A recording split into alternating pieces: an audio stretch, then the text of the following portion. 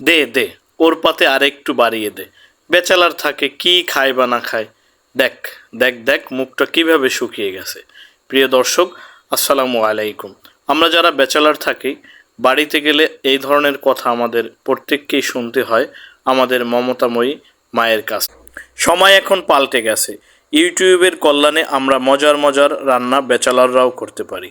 আজকে আমি আপনাদের দেখাবো খুবই স্বল্প পরিমাণে মশলা দিয়ে মজাদার চিকেন বিরিয়ানি কিভাবে রান্না করা যায়। কথা বলতে বলতে আমি কিন্তু মাংসগুলো এবং আলুগুলো ভেজে নিয়েছি। পরে আমি একটি কড়াইতে পরিমাণ মতো তৈল দিয়েছি গরম মশলা, পেঁয়াজ কুচি ও কয়েকটি কাঁচামরিচ, লবণ দিয়েছি স্বাদ মতো। এবার আমি মশলাগুলো কষিয়ে নেব বাদামি রং হয়ে না আসা পর্যন্ত।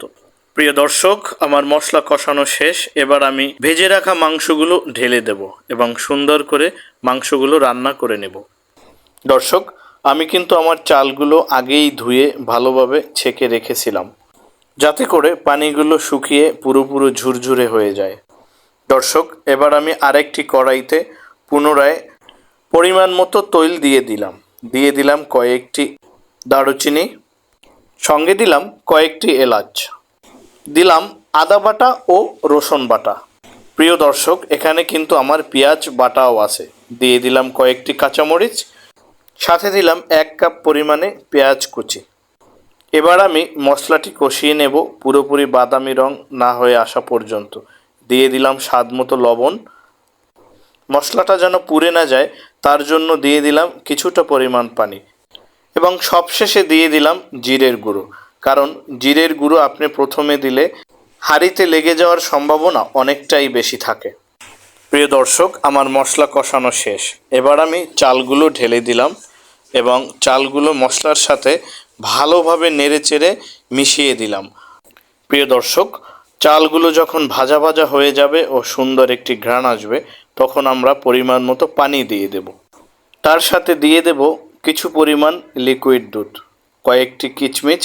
এখানে বলে রাখি, কিচমিচগুলো আমাদের বিরিয়ানিটাকে কিছুটা পরিমাণ মিষ্টি স্বাদ এনে দেবে এবং চমৎকার একটি কালার দেবে। এবার আমি আমার রেঁধে রাখা মাংসগুলো ঢেলে দিলাম ও ভালোভাবে নাড়াচাড়া করে মিশিয়ে দিয়ে দিলাম। পানিতে ব্লক না আসা পর্যন্ত আমি ঢেকে দিলাম না এবং যখন পানিতে হালকা ব্লক আসলো তখন আমি ঢেকে দিলাম। প্রায় 20 মিনিট রান্না করার পরে আমার রান্নাটি হয়ে গেছে। চালগুলো পুরোপুরি সেদ্ধ হয়ে গেছে। এবার আমি নেড়েচেড়ে মাংসগুলো চালের সাথে ভালোভাবে মিশিয়ে দেব। প্রিয় দর্শক, আমার সহজভাবে চিকেন বিরিয়ানি রান্না কিন্তু শেষ হয়ে গেল। এবার আমি সুস্বাদু বিরিয়ানিটি আমার ব্যাচেলার ভাইদের মাঝে পরিবেশন করব এবং সকলে মিলেমিশে খাবো। প্রিয় দর্শক, আপনারাও যারা ব্যাচেলার আছেন চাইলে কিন্তু খুব স্বল্প পরিমাণে মশলা দিয়ে এভাবে চমৎকার সুস্বাদু বিরিয়ানি রান্না করতে পারেন। ভিডিওটি ভালো লেগে থাকলে লাইক, কমেন্টস, শেয়ার করতে কিন্তু ভুলবেন না। আজকের মতো এখানেই শেষ। ভালো থাকুন। আসসালামু আলাইকুম।